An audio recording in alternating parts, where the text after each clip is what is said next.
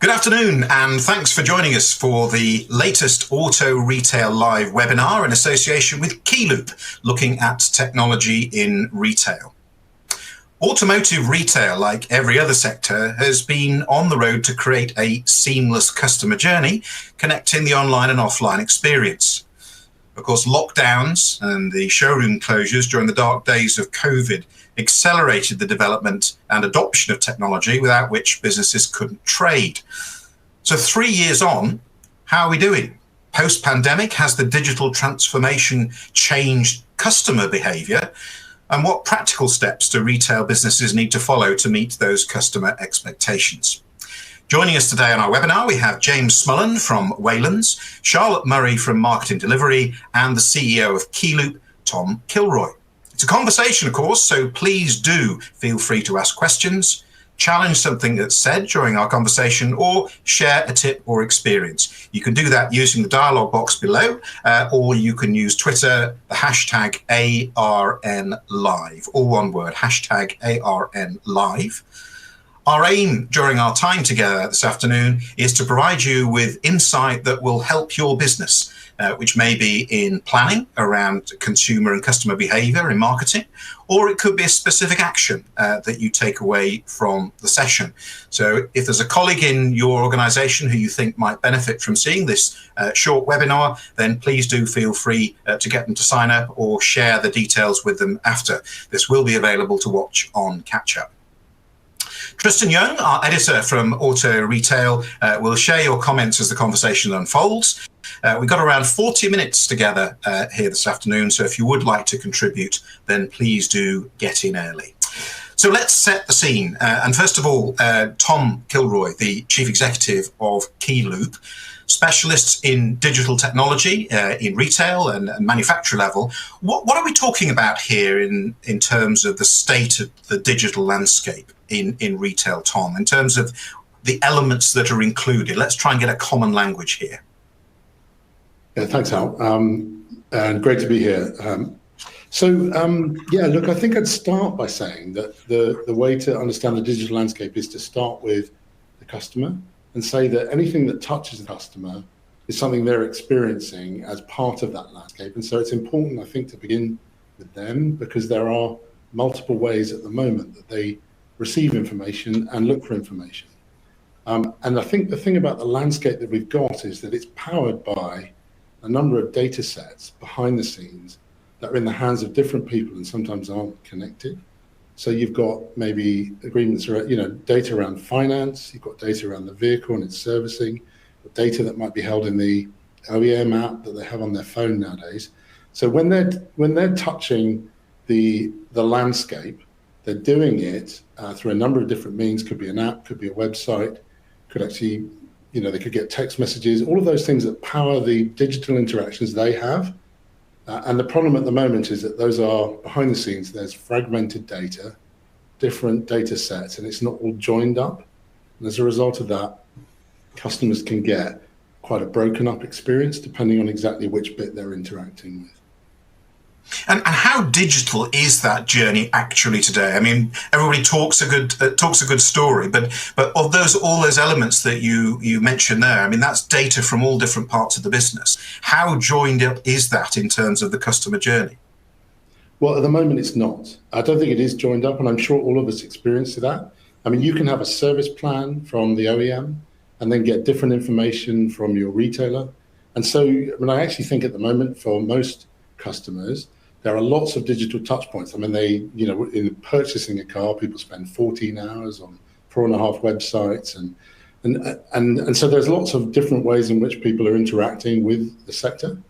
But actually, as you experience it yourself, you can get different messages from different places about different needs. And that, at the moment, for the customer, they can't understand why is that? Why is it different?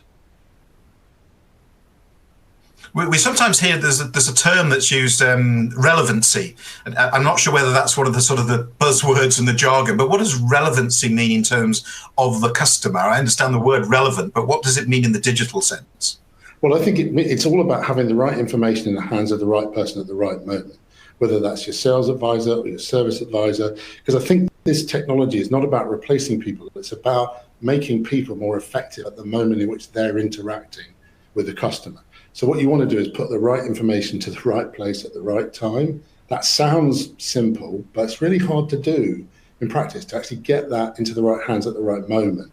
And I think having that builds trust, because if people are having an experience which is like, it's consistent across the different touch points that they have, that actually encourages them to be trustful about what they're being told, because it's consistent. And at the moment, I think that can get broken up. It sometimes works, but it doesn't always work.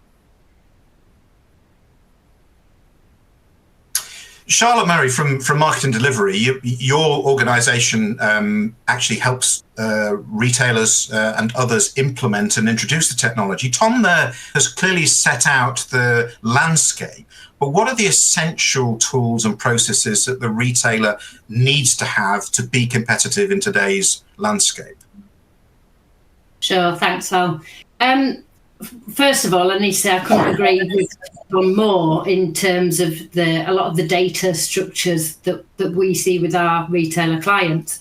For the really digital savvy guys now, they're looking really hard at the data strategies, and we're working with a lot of our clients on how they can streamline those processes, bring in the integrations, identify the little hidden nuggets of data as well, because Tom touched on there, you might get a service plan from a different provider to, your finance and all those kind of things. There's so many different providers within that purchase process and the ownership process. So it's about, for us, identifying with our clients where those nuggets of data are and how we can bring that together so that whichever partners you work with, we can then take the whole pot of data as one, do some magic, and then automate some communications, personalize those responses. So we're bringing the different elements of information from the different sources and use all of that to then complement that sales process again. But going back to what Tom said there, this is about complementing the existing process. It's not about doing the sales execs work for them, but it's just helping them to keep the customers warm with that right touch point at the right time. How much though of technology is a hygiene factor, because it's technology that underpins this, and how much of it is really expected by the customer? Because you can have all the systems in the world, but is it what the customer wants? I think certainly some. I mean, we regularly engage with consumers in terms of what they're looking for. Service reminders. Do they prefer service and MOT combined? Yes, they do. 40% of people would rather receive both in one than one email for a service and one for an MOT.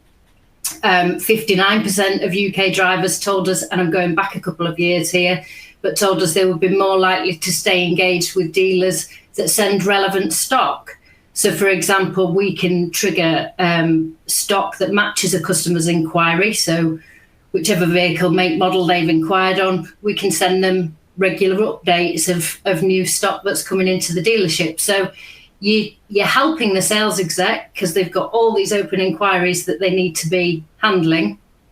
In the same breath, they've got a whole host of group stock that it's impossible to keep on top of. So we bring the two things together and send that relevant information to the customer. So yes, the consumers they're telling us they're more likely to stay engaged with that kind of communication. And it's only the same, if you think the same kind of communication as you would get from another retailer. A clothing provider would send you things that were similar to perhaps what you've bought recently, that kind of thing. So I think it fits. It's a slightly different model with cars. You're not buying a car every week, every month. But certainly it seems to fit with what the consumers come to expect now. Interesting. Tom, just come back to you before we go to James. There was a stat I saw recently from Auto Trader, and if I get it correct, it was 94% of people go online searching for a car. I'm not sure whether the other 6% was walk around the village looking for sales sign, but anyway, so 94% of them look online, and then also 94% go into a retailer. So, there's a huge overlay between searching online and then doing the physical, going into the showroom. I just wonder, is digital transformation another word for digital advertising, or is that too simplistic? Now, I think it's a great question, but I think it is too simplistic. You're exactly right. More than 90% of people do their research online, and more than 90% go into a showroom, and actually more than 90% see the test drive as a critical touch point in their purchase journey. Because obviously, you're talking about a car, the physical product is different from many other products that you're getting, or certainly services. So I think it needs to be both, but it needs to be persistent across both environments, so that what you find online is consistent then with what you do in the retailer itself when you walk into the showroom. And I think part of the problem at the moment is people almost have to start again sometimes, right? So that de-linking of what they're investigating with what they then experience when they get into the showroom. So I think it is more than just digital advertising. It's about it's about going from the four walls of the dealership to managing an ecosystem as if they were inside the walls, and it's part of the total experience. And I think it's got to get to that level, especially because I do think consumer expectations have changed. I mean, you mentioned COVID bringing, it's kind of, people say it brought the future forward, which I think it has done. But they have so much digital convenience in the rest of their lives, whether it's knowing roughly when a parcel's going to get delivered, at least within an hour window, or, if you live in a city, you can sit down to eat with, one of you can have Chinese, one can have Italian, one can have Indian, and you can all be sitting eating together, and you've ordered them all online. And I think there's an expectation of digital convenience that I think is different now. We're talking technology in retail in the latest Auto Retail Live webinar. You're more than welcome and join in our conversation. Please do.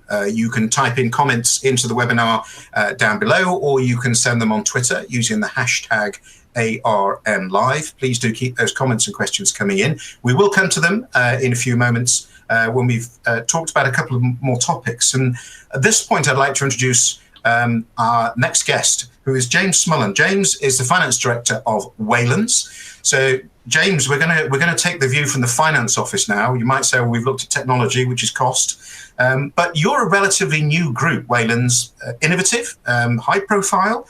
We might assume that you have kind of built in a digital first mindset into your business. What does that actually look like from a new group that's been able to start from a clean sheet of paper in terms of digital transformation?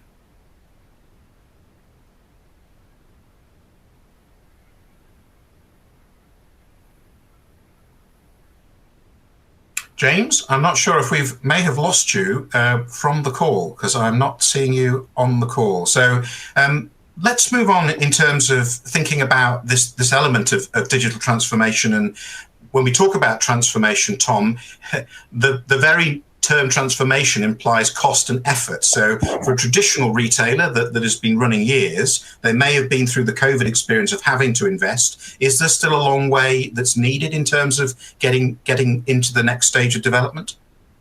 Well, I think there is more to do, but I think in the end, it needs to be money that's being spent on enabling the business to be more effective. So, able to sell more cars, deliver more services, and service and after sales to people with the same number of people in the team. And so I think it's got to frankly, it's got to wash its own face in terms of delivering for people, and, it's got to have a return on investment. But I think the reality is that, there are plenty of other industries we could look at where, if done carefully and thought about, and not just going after shiny objects for technology's sake, it can make a real difference in terms of delivering business outcomes. So I think it's all about being practical and making sure that it's actually got a clear use case that is going to be tangible and you can kind of see in front of you, and not just theoretical. I think that is super important. Yeah, ROI is key. James, I think we're able to join you now. James Smullen is the FD at Waylands. James, we were just saying you're a relatively new player, and one assumes that you've therefore started your business with a digital first mentality. What does that look like in your business in terms of the landscape we talked about, in terms of systems and structure and the customer journey?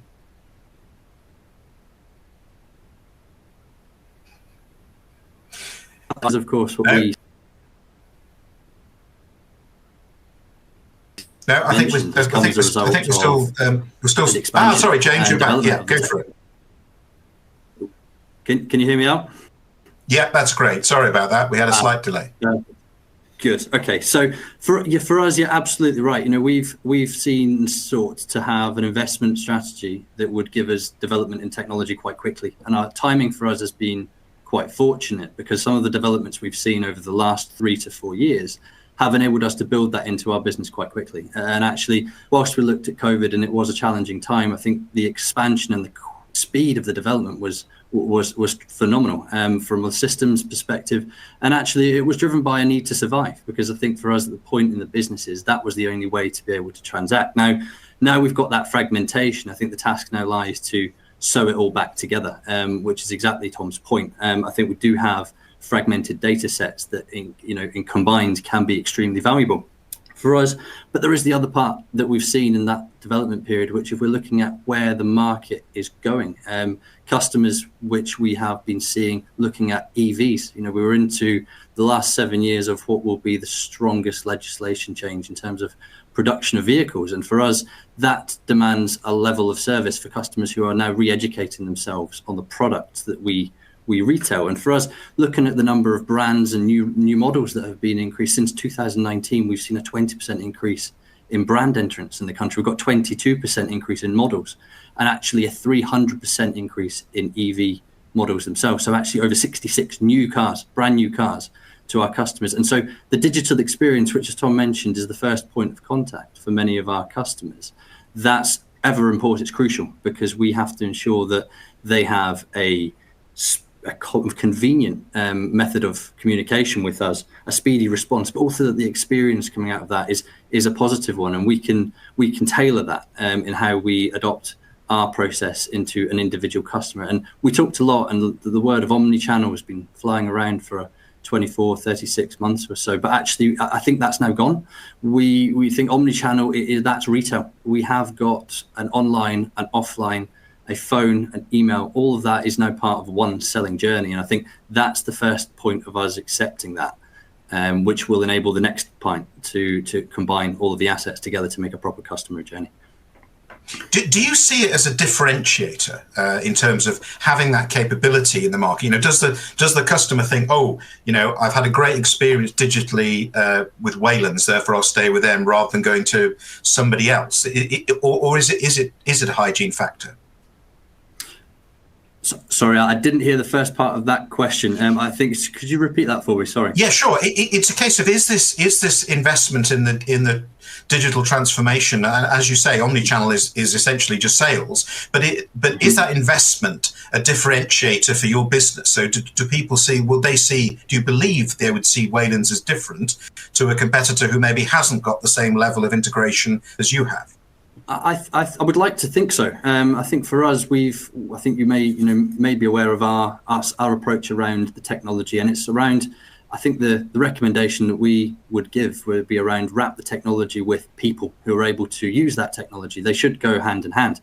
And for us, an example of that has been on our live chat service. So we launched a digital experience team to handle the live chat inquiries that we receive on our website, and we receive between 6,000 and 7,000 of those a year. And actually, the powerful messages that we did see coming out of that were around the quality of conversion improvements that we saw from customers who were inquiring previously answered by a bot, as opposed to being answered by a human being. And actually, we've got such a high level of traffic visiting our site. Why shouldn't we give the same level of showroom experience to a customer who may want to interact with us via live chat? And actually, when we have looked at those details in terms of the coverage of those, actually, when we are talking about suitability to customer wants, we've got 37% of our live chat volume is outside of operating hours or at the weekend. So 28% of that is outside of operating hours, and we man that. We put our teams on behind the screens to make sure that a customer inquiring at 9:50, 10 o'clock at night does receive the same level of service as they would receive in a showroom.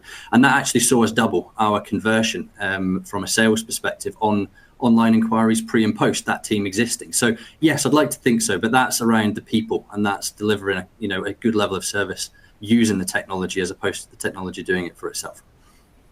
Can I ask a question? It's slightly off piece, but it's relevant about your role. I mean, FD for a business, looking at and clearly you're into the detail and the understanding and the insight. How important do you think that is within the business to have somebody who pays the bills really engaged and understanding in how technology can play a role? Because sometimes it can be a bit nebulous with, sales and marketing having a view and then finance having a different view. Mm-hmm.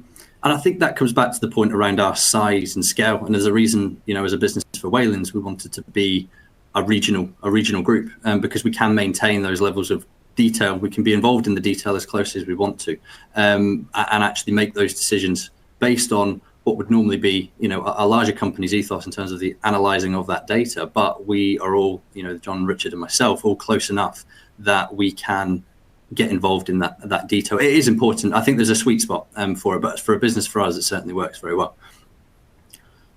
Communication across the business. Communication is the key to everything. Great. I'd like to look now, Tom, and we'll come to Charlotte in a minute on this topic as well, in terms of learning from other sectors. I mean, Tom, big tech provider, supporter across markets, across countries. What can we learn from other sectors when it comes to this? Are there other useful weather vanes that we can see in parallels? The sort of the lazy goal, compare with Amazon, compare with John Lewis. But what are the other sectors that you look to we can learn from? Yeah, I think there definitely are things we can learn, but I'd say at the outset, it's also important not to over-index or to understand the differences as well as the similarities. So, I mean, like, one I might start with, because I spent more than 10 years doing technology for that sector, is banking. Now, it is a different product, right? Because you're not talking about physical products, not a car. But I'm old enough to remember, back in the 90s, it was inconceivable that you get a mortgage without going to see someone. And that was very much part of the process. And now you can sit down after dinner with a glass of wine and get approved in principle, if you can find a rate that you think is acceptable, like in 20 minutes. And so what they've done in that industry is they've taken core systems that run the general ledgers of the bank, right? And they have to work and they've got to be right, got to be able to report your numbers, and frankly, they're regulated. But they've also then wrapped them in digital capabilities that enable a different kind of experience for the customer, so they can either be on a website actually doing things, not just finding out information, or they can be on an app, or they can be banking online, paying their bills, those kinds of things. Now, there is a difference, and I think it's a really important difference, which is, and we talked about it earlier, like 90% of people still want to actually see a vehicle, want to test drive, and I think, although these proportions might change a bit, and there may be some people who really would be prepared to just transact completely virtually, I think we need to be careful not to over-rotate and imagine just everything goes online, because I just don't think that's going to happen bluntly. And so, but I do think there are important lessons to learn, because they went down that journey, and I think it made it easier to interact with your bank through the tools that they now provide. We take pride, and we should do, in seeing automotive retail as innovative, and certainly the UK on a global scale is really innovative. Charlotte, what are your thoughts in terms of being able to take learnings from other sectors? Well, personally, over the years, I've heard various comparisons. There was a time when we were compared to property, for example. I've often referred to as being similar to a sofa purchase, for example, because you want to go and you want to sit and touch and feel, and you're going to be sat on it every day in the evening, so you want to make sure it's right. But for us at Marketing Delivery, and this is one of those little nuggets that I'm sure not many people actually know, but Jeremy, our chief exec and our founder, he worked for Boots for a long time before he joined the automotive sector, and he was involved in the conception and the launch of the Advantage card, which is an absolutely superb example of how to do CRM really well. And I think it was probably one of the first. I'm not sure which came first, that or the Tesco Club card. I think they were neck and neck. But obviously then when Jeremy came into automotive in the early noughties, he kind of came into this sector where we had all this data and all these reasons to keep in touch with our customers, but then was absolutely astounded to find that we weren't actually doing it particularly. And we weren't certainly taking advantage of it as best we could. And therein became the concept of marketing delivery, which launched in 2007.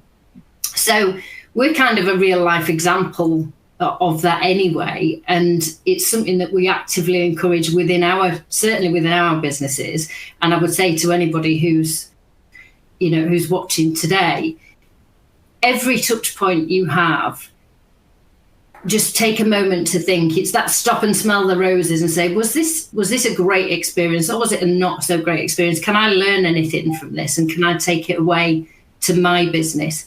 And it might be that you need to tweak it ever so slightly. And I know I mentioned the stock alert example earlier, which is kind of, for me, it feels like a hybrid of suggested alternatives and an abandoned basket. You put some things in your basket, but you forgot to actually make the purchase. We kind of bring those two concepts together to present these vehicles back to the consumer.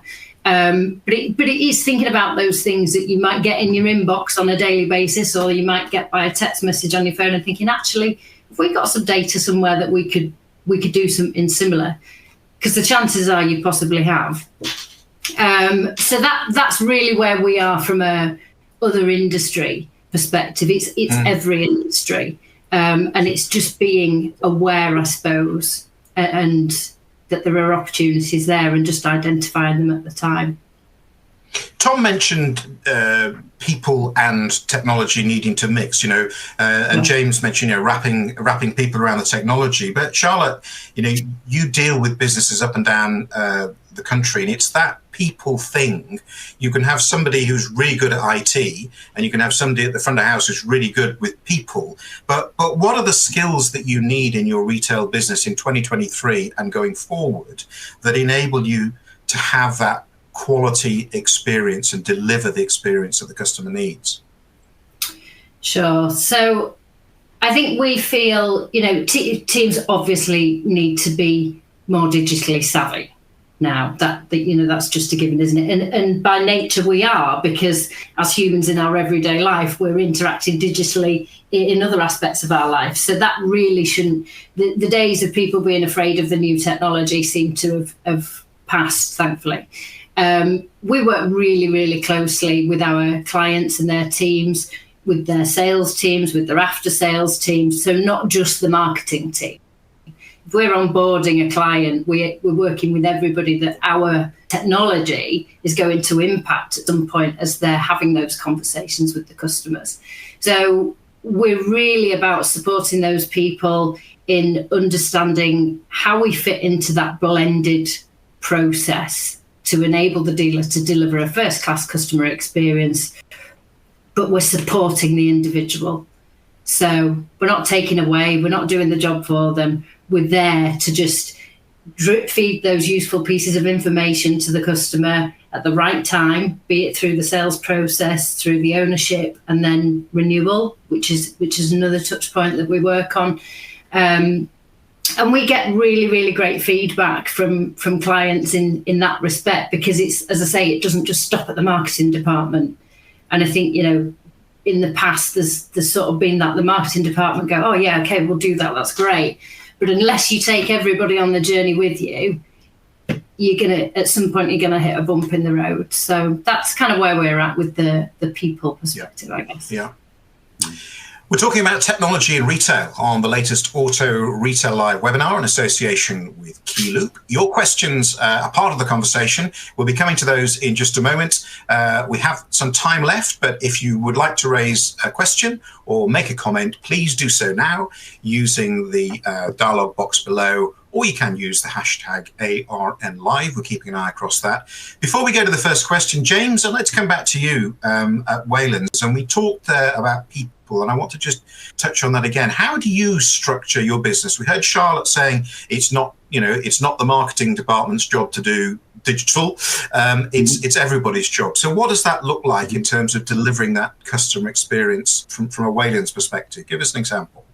Yeah, of course. I think for us, we've got two components. I think we've got developing the talent within the business already. The second component is attracting new talent in, and actually those two sit in separate silos for us. And I think for us, using a lot of the development in apprenticeship schemes in terms of digital sales and awareness of digital sales.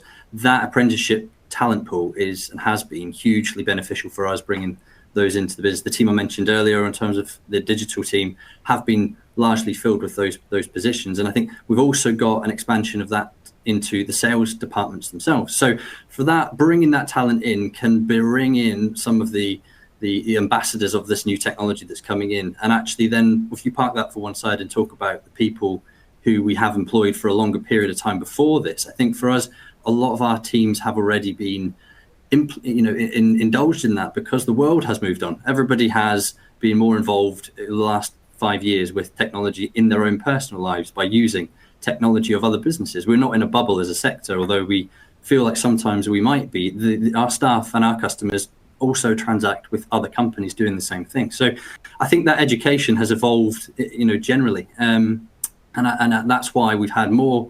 It's been a lot easier for adoption of things like Teams and things like digital chats and things like that. So that has been led by some of the outside world influences that our teams are having.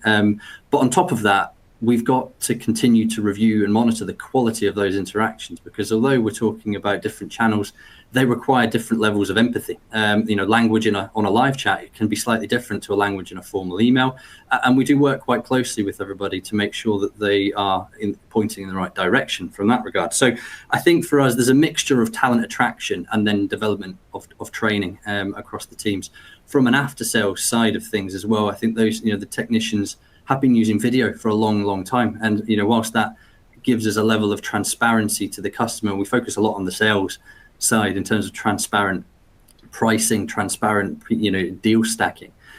From a transparent EVHC process through video, that is a hugely beneficial tool that everyone should have in terms of demonstrating to the customer by sending them a video of which items may or may not need replacing immediately. And that's been hugely powerful for us across every team. So there's every single team has got technology changing and evolving, and we continue to invest in the staff to match it.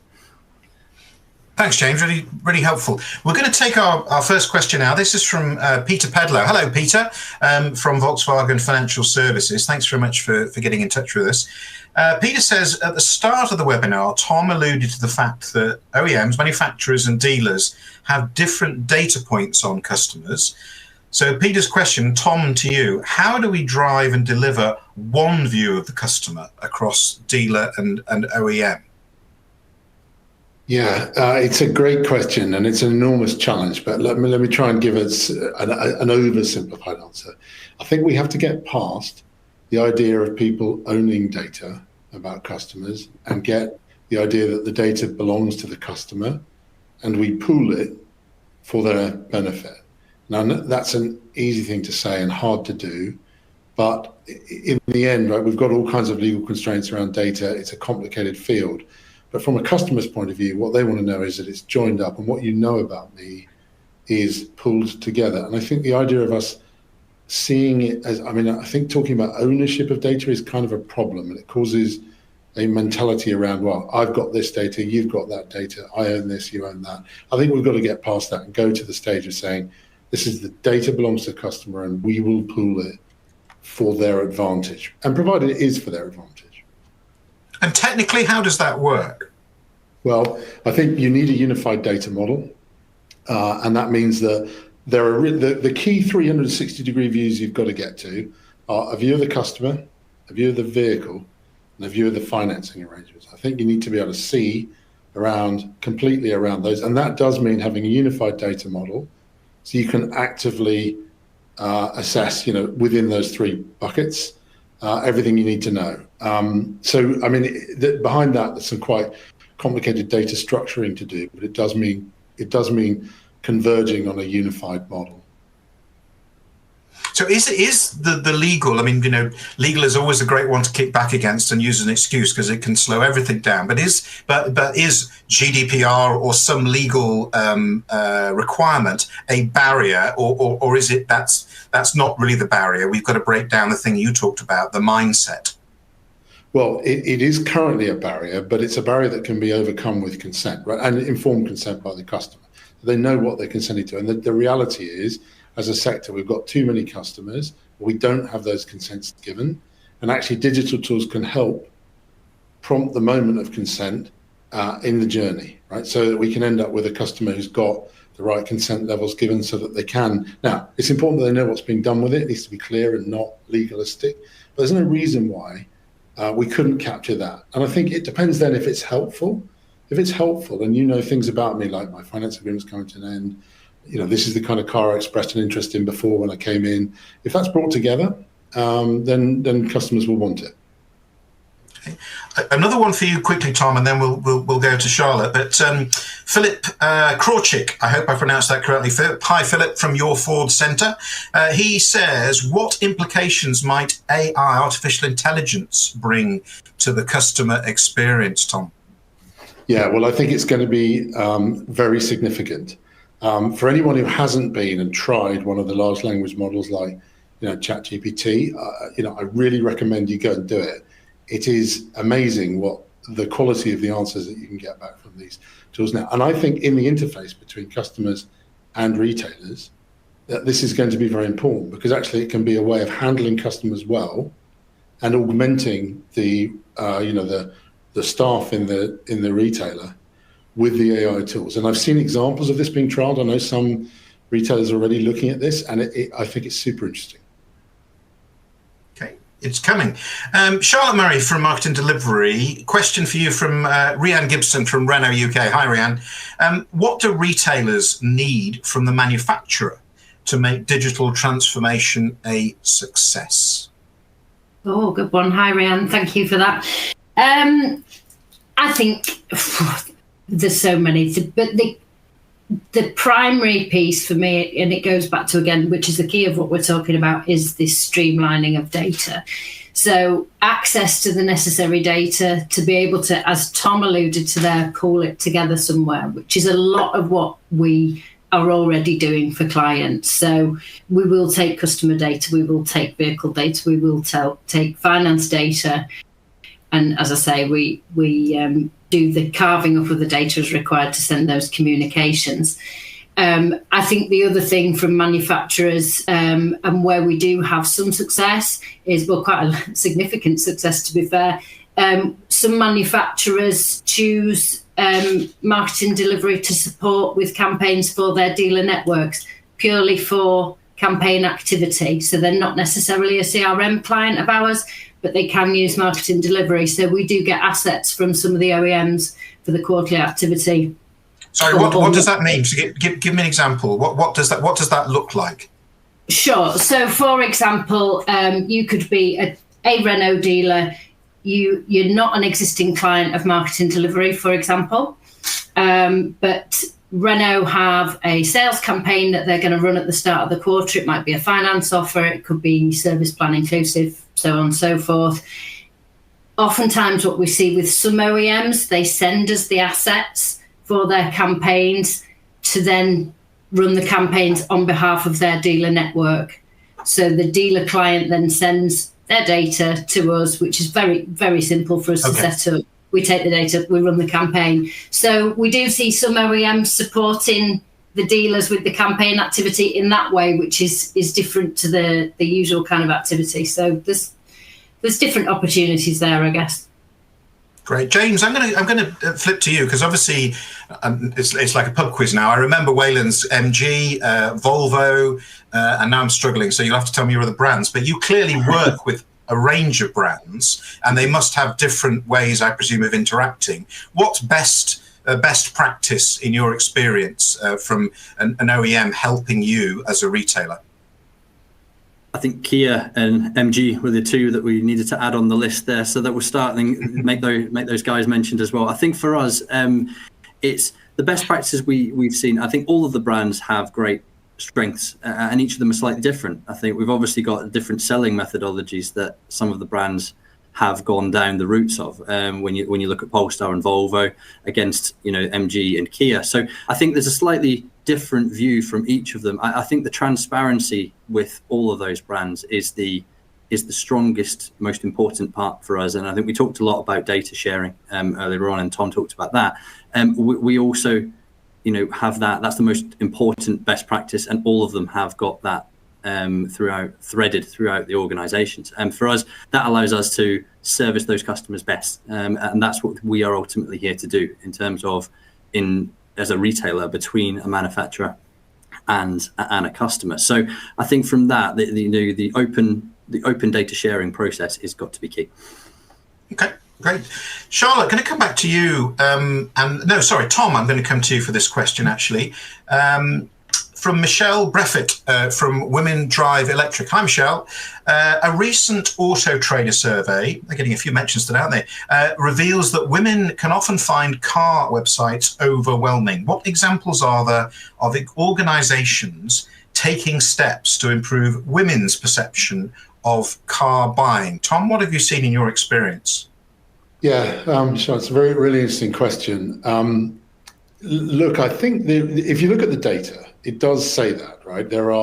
It has gradients in it by both gender and also by age in terms of what people think about the sector and how they interact with it. And I think those are true, and broadly, it is true to say that a lot of interactions that women have with the sector aren't what they want and don't go well. But I think it's too much just to generalize, right? I mean, I can think of female car buyers who want the full experience with the whole handover and and all of the technical details of the vehicle that they're getting. And equally, I know male car buyers who you wouldn't understand anything past the rubber mats in the car. And I just think that the reality is we've got to treat everybody as an individual. Some people want convenience. Some people want a high touch experience. Some people want like a high tech experience. And I just think the ability to tailor that. I mean, look, allowing for the fact that you're right, there are those gradients. They do exist. They're real. But within them, you've got a whole load of individuals who are looking for a particular experience. I just think it's super important for us to be able to provide that for that individual. Treat every customer as individual. Charlotte, back to you for a question from Matt Crow from JATO. Hi, Matt. Matt says, obviously, we've heard, most customers, 94% of customers start their car buying journey online. In your experience, do you think dealers are maximising the presence using data or not? I think our clients are. I have to say that. There's your free plug over, but yes. Do I think all dealers are? I'm pretty confident that there's plenty out there that unfortunately are not. And I think, the thing, we talked about ROI earlier, and one of the things that was kind of in my mind at that point was certainly with everything we do, we're contacting the customer at the right time with the right information. I sound like a broken record, same thing over and over. But also what we're doing is we're maximising that marketing budget and your advertising budget, because we're keeping hold of those leads and helping you convert more leads with less effort, if that makes sense. So, you spend a lot of money on those classified inquiries. So let's help maximise them for you. And as I say, we will work with each dealer client on a case-by-case basis to understand what data they have, where they have it, and how we can help bring it together and get the best from it. That's ultimately our ambition. Okay. Thanks, Charlotte. James, quick fire one. Actually, it's Rian from Renault UK again. Rian, hi. Who wants to know if there are any trends in the type of customers that have more of an expectation of a digital journey? Have you got any data experience, James, that would support that? Thanks, Rian. I think we've been looking at this quite closely. I think the general consensus, the expectation of digital journeys has increased overall significantly. I think, however, having said that, I think we would look at the customers looking at an EV specifically have got a greater, as we talked a little bit earlier on about website visits and inquiry and investigations into what is for them a brand new type of product that they're purchasing, an EV that may be their first adopter. And actually for them, I think that demands a higher level of online experience, particularly because that's where they will be spending most of their time doing the research. We saw for a long time the showroom visits per sale decreasing, and actually that started to come back up. And that's been driven from, we believe, the new product and just the sheer scale of the change that going into an EV would give a consumer. And actually, for an emotive purchase such as a car, you need to still sit in and touch that vehicle. There's a lot of products that you could buy remotely, digitally, without having a transaction, but we're seeing that still very, very low. In terms of 96%, 97% of all of our transactions have either had communications with the sales team in the site or have come in to buy this, from the business itself. So I think to answer the question, I think we'd see more of that coming from the EV side of customers, and that's because they're spending a lot more time researching than previous customers may have done. Great. A quick tour of our panelists with a practical tip to take away from our conversation, because our time together is nearly over. Tom, can I turn to you? Tom is the Chief Exec of Keyloop, Tom Kilroy. What would your takeaway, your one thing to take away from today and do something about? Well, it's a really simple one. I think try being your own customer. I know it's an old technique, but sign up for all the digital tools that you're providing for customers. Actually try a bit of mystery shopping yourself. I might do it periodically for our own business. I'll phone our support lines, be a customer, see what happens. And sometimes the difference between what's meant to happen and what is actually happening, it's quite revealing. So it's a simple thing, I think, just a bit of mystery shopping. Road test the business, like it. Charlotte Murray from Marketing Delivery, what's your takeaway tip? We want to see you really looking at your data strategy and looking for those opportunities. Customer stock update process that I talked about earlier, help your sales execs deliver a better experience, but by using technology to support the journey. Find ways of maximising what you've got. Okay, and James, what's the tip from Waylands? I think from us, take a cold look at all of the systems and put data streams that you have across your business. Go from the bottom to the top, and you will be surprised at how much duplication there is amongst those processes, and that should be your first steering point. But when you do identify a plan, don't rush. Make sure that actually you've got the job done well. There's a lot of opportunities for tech, but it's not very valuable without executing it properly, and that will give you the best solution for your business and your customer. James Smullen from Waylands, thank you. Well, thank you for joining us on our Auto Retail Live webinar looking at technology in retail. We'll follow up this webinar. You'll get an email in the next fortnight with the very latest digital technology report from Keyloop. And until next time, on behalf of Tristan Young, the editorial director at Auto Retail Live, goodbye.